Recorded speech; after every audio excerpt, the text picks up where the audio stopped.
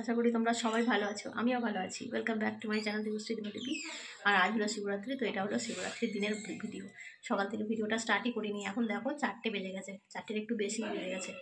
তো বড় মেয়ে আর আমি উপোস করেছি, তো আমি নির্জলাই করি উপোসটা। আমি কখনো মানে জল টল কিছু খাই না আর কি, চা জল কিছু।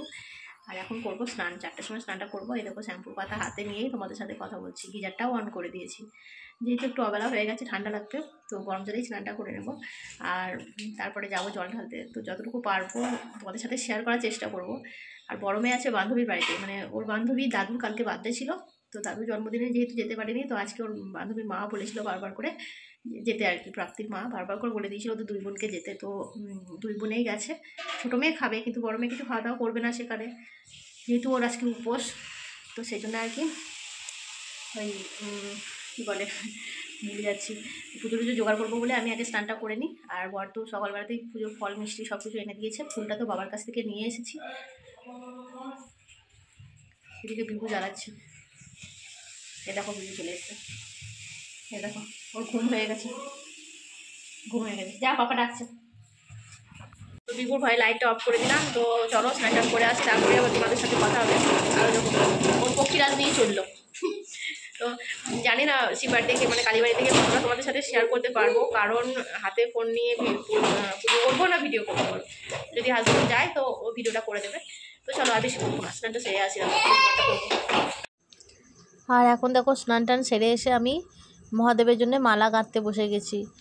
তো এখন তো ফুলগুলো তো যেহেতু 2 দিন আগে বাপের বাড়ি এসেছিলাম, তো আমার বাপের বাড়িতে সামনে তো অনেক বড় গাছ আছে, তো সেই গাছ থেকে ফুলগুলোকে নিয়ে গেছিলাম। তো এখন আমি মালাটা গেঁথে নিচ্ছি, তারপর রেডি হয়ে গেছি। তো দেখো রেডি হয়ে একদম পুজো জোগাড় করে নিয়ে মেয়েও রেডি হয়ে গেছে, তো যাব জল ঢালতে। তো হাজব্যান্ড যাব বলেছিলাম, কিন্তু হাজব্যান্ড যায়নি আমাদের সাথে আর কি, যায়নি। আমি পাশের বাড়ি কাকিমার সাথেই গিয়েছিলাম।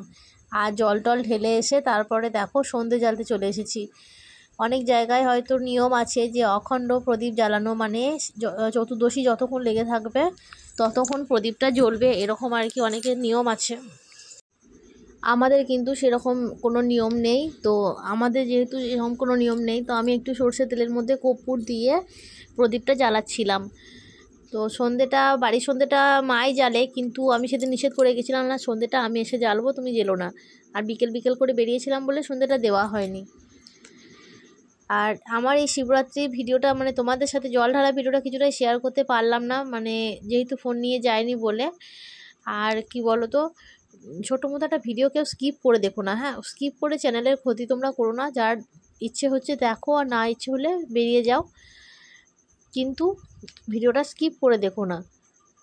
যারা নতুন বন্ধু দেখছো তারা পুরো ভিডিওটা দেখে যদি ভালো লাগে অবশ্যই চ্যানেলটা সাবস্ক্রাইব করে পাশে থেকো, পাশে থাকা বেল নোটিফিকেশনটা অল করে রেখো। আর যারা অলরেডি এই কাজটা করে রেখেছো তাদেরকে জানাই অসংখ্য ধন্যবাদ। আর আমার যারা ফেসবুকের বন্ধু তোমাদেরকে জানাই অসংখ্য ধন্যবাদ। ফেসবুকের বন্ধুরা কিন্তু ভিডিও দেখে, লাইক কমেন্ট করে এবং ভিডিও শেয়ার করতেও জানে। তো সুতরাং তোমাদেরকে জানাই অসংখ্য ধন্যবাদ।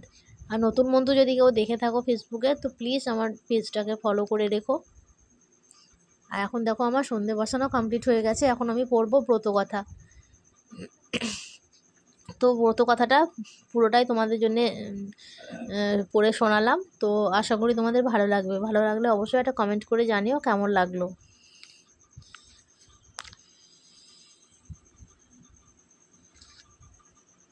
আর তারপরে আমাদের ঘরের শিবের পুজো তোমাদের সাথে আমি শেয়ার করব।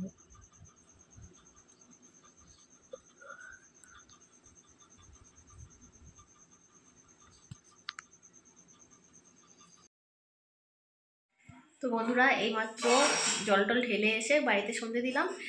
আর যেহেতু সন্ধে দিয়ে যায়নি, কারণ একটু বেলায় গেছিলাম, তো আর হাজব্যান্ডকে যেতে হয়নি, কারণ পাশের বাড়ি কাকিমার সাথেই গিয়েছিলাম জল ঢালতে। তো ওখানে তো ফোন নিয়ে যায়নি বলে তোমাদের সাথে কিছু শেয়ার করতে পারিনি। আর বাড়ির শিবরাত্রি পুজো হবে, সেটা তোমাদের সাথে শেয়ার করব। দেখতে থাকো পুরো ভিডিওটা, কেউ স্কিপ করো না, হ্যাঁ, পুরো ভিডিওটা দেখতে থাকো আর শেষে একটা কমেন্ট করবে। পুরাকালের কথা, একদিন কৈলাস পর্বতে হর পার্বতী বসে বিশ্রাম করছিলেন। এমন সময় দেবী বললেন, প্রভু, ধর্ম, অর্থ, কাম ও মোক্ষ লাভের জন্য কি কাজ বা ব্রত পালন করলে আপনাকে সন্তুষ্ট করা যায়? মহাদেব বললেন, শোনো পার্বতী, ফাল্গুন মাসের কৃষ্ণপক্ষে চতুর্দশী তিথির অন্ধকার রাত্রিকে শিবরাত্রি বলে। সেদিন যে উপোস করে থাকে আমি যথার্থই তার উপর প্রসন্ন হই। এই ব্রত আমার খুবই প্রীতিকর।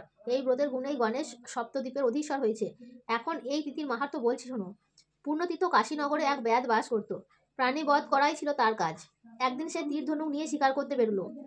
একটা বনে গিয়ে সে অনেক রকমের পশু পক্ষী শিকার করলো। যখন সে শিকার জড়ো করে বাড়ি ফিরবে তখন দেখলো শিকারের মাংস এত ভারী হয়ে উঠেছে যে সে ফিরতে পারবে না। একলা সেগুলো নিয়ে যাওয়া খুবই কষ্টকর। তখনই সে বনের মধ্যে একটা গাছের তলায় সেগুলো রেখে একটু বিশ্রাম করতে লাগলো। খুবই ক্লান্ত থাকা তরুণ কিছুক্ষণের মধ্যেই সে গভীরভাবে ঘুমিয়ে পড়লো। সূর্য ডুবে যাওয়ার অনেকক্ষণ পর তার ঘুম ভাঙলো। তখন সে দেখলো যে চারিদিকে ভয়ঙ্কর অন্ধকার হয়ে গেছে। এখন সেখানে বসে থাকলে সাপে কিংবা বাঘে ভাল্লুকের হাতে তার প্রাণ যাবে। এই অন্ধকারে পথ চিনে কুটিরে ফিরাও এখন সম্ভব নয়। তখন সে হাতড়ে সেই গাছটার উপরে মাংসের বোঝাটা নিয়ে উঠে পড়লো এবং মাংসের বোঝাটা গাছে লতাপাতা দিয়ে একটা ডালে বেঁধে রেখে কোনো রকমে গাছে উঠে বসে রাত কাটাবে ঠিক করলো। একে সে খিদের জ্বালায় অস্থির, তার উপরে শিশির পড়তে থাকায় শিশিরে তার কাঁপুনি ধরলো। কাজে সে জেগেই বসে রইল সারা রাত। সেটা ছিল বেলগাছ। আর ঘটনা চক্রে আমার একটা লিঙ্গমূর্তিও ছিল সেই গাছের তলায়। সেদিন ছিল শিবরাত্রি তিথি আর ব্যাধও সারাদিন উপসী ছিল।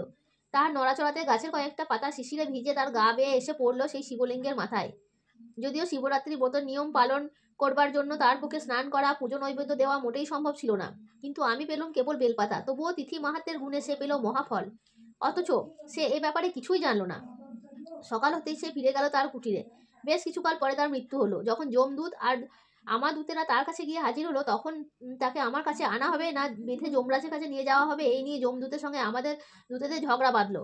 শেষে শিবদূতেরা যমদূতেদের পরাস্ত করে ব্যাধকে আমার কাছে নিয়ে এলো। যম এই ব্যাপার সবই জানতে পেরে আমার কাছে আসছিল। পথে নন্দীকে দেখে ব্যাধের সারা জীবন ধরে কুকর্মের কথা বলল।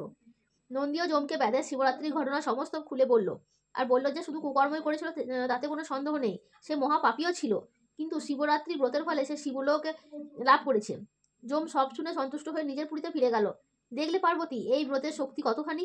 সেই থেকে পৃথিবীতে এই ব্রতের মাহাত্ম্য চারিদিকে ছড়িয়ে পড়লো। শিবরাত্রি ব্রত পালন করলে মানবের ধর্ম, অর্থ, কাম ও মোক্ষ এই 4 রকমের ফল লাভ হয়ে থাকে।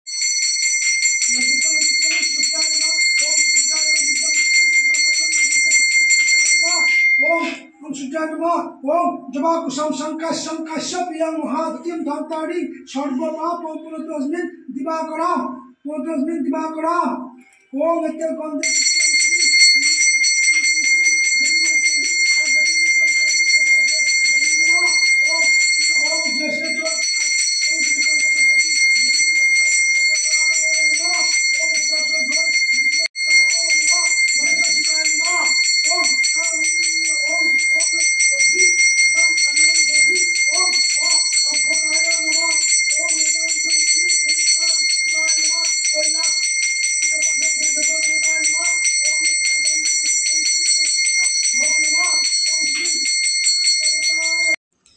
ওপরে তো দেখলে পুজো হচ্ছে, তো আমি কিছুক্ষণ দেখে তারপরে নিচে এলাম, যেহেতু খাবার বানাতে হবে রাত্রিকার খাবারের জন্য। মানে আমি কিছু খাবো না, কিন্তু বাড়ির তো সবাই খাবে। তো চলো বন্ধুরা, টাটা, দেখা হচ্ছে তোমাদের সাথে আবার নেক্সট কোনো ভিডিওতে। সবাই ভালো থেকো, সুস্থ থেকো, গুড নাইট।